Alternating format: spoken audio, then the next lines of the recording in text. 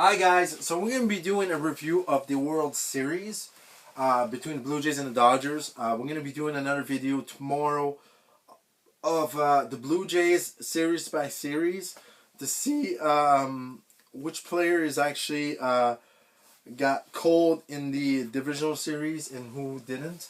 So let's get into the World Series. So we're going to start with the games first. So game one is going to be tomorrow. In Toronto at 9 p.m. The pitcher for the Blue Jays in Game 1 will be Trey Yesavage. He's 3-1, 15 innings of play, 4.20 ERA with 22 strikeouts. It's a risky move, but I like risky move like that. Trey Yesavage is playing really good baseball. He's very young. This is going to be a lot of pressure because it's the World Series. I don't know how it's going to go for him. It could go really good and it can go really, really bad. But so far, everything's good for him. For the Dodgers, it's going to be Blake Snell. He's been playing good baseball. 3-0, 21 innings of play, 0.86 ERA with 28 strikeouts. So he is one of the favorite for the MVP if they win. I know Shohei Ohtani will probably will win that, but you have Blake Snell that has 3. So if he wins 2 more games, they have to put him. But they're key players too. So game 2 is in Toronto also on Saturday. This Saturday, so they're gonna have back-to-back game. Then they have a day off, and game 3 is on Monday, October 27 in LA. Game 4 is also in LA. So back-to-back days. In LA, and then game 5, if necessary, it's October 29. So basically they have 3 games in a row. So all like game 3, 4, and 5 are all in LA. It's all back-to-back games.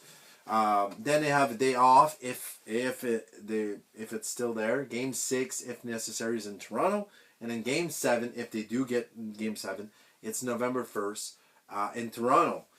If necessary. Game 6 is in Halloween. That'd be cool. Having the Blue Jays win on Halloween be very, very spooky. Against each other, they only played 3 times in the season. Dodgers won 2 games and lost 1. They met on August 8th. The first game, the Dodgers win 5-1. The second game, they won 9-1, and then the third game they lose 5-4 to Toronto. The runs for in that series was 18-7, so the Dodgers dominated. But that was a long time ago. It could be different here. Let's get into the Dodgers. Like I said, Blake Snell, 3-0, 21 innings of play, 0.86 ERA, really awesome numbers, 28 strikeouts. They won the wild card 2-0 against the Reds. The Reds didn't have a shot against the Dodgers. It was way too hard for them. The Reds just sneaked in too. So won the divisional series 3-1 versus the Phillies.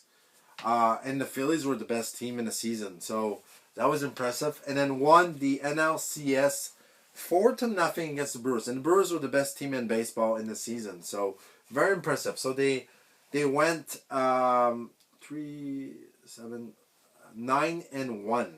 That is very impressive in the playoffs. So at home they're 5-1. On the road they're 4-0. So they won all their game on the road, and that's very impressive. And they're gonna be on the road and they didn't lose a game yet. So we'll see how that goes. Pitchers all combined they're 9-1 with a 2.45 ERA. That's gonna be very hard to beat with 104 strikeouts.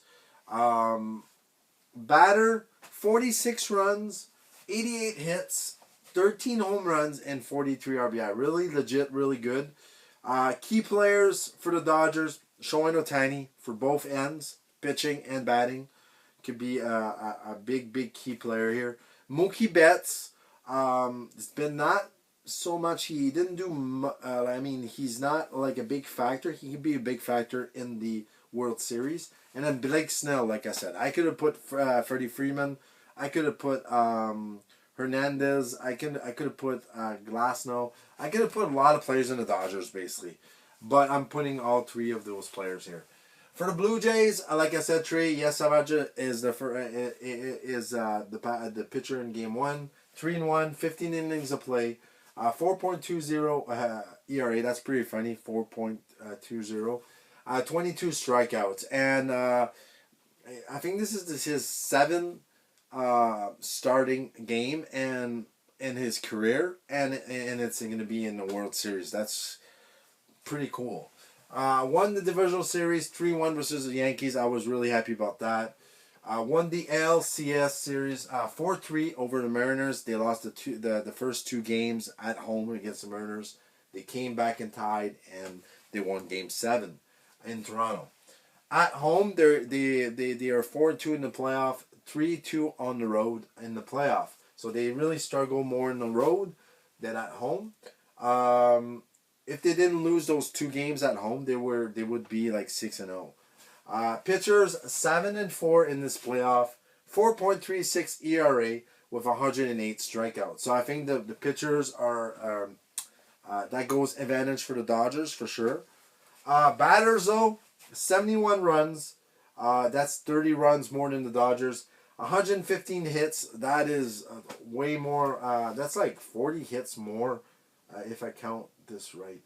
20 home runs. That's like 7 home runs more than the Dodgers, and 66 RBIs. That's 20 RBIs more than the Dodgers. So the Blue Jays offense is there. So the Dodgers, the key for the Dodgers is going to stop the offense of the Blue Jays, because the offense of the Blue Jays is playing very well. Key players for the Blue Jays: Vladimir Guerrero for sure. He's a top candidate for the MVP if there's an MVP in the World Series here. George Springer could be a key player here.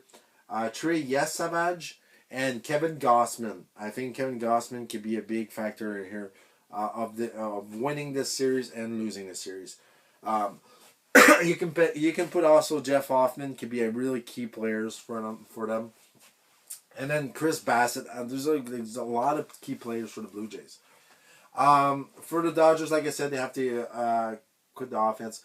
The Blue Jays are going to have to do what they did with the Yankees.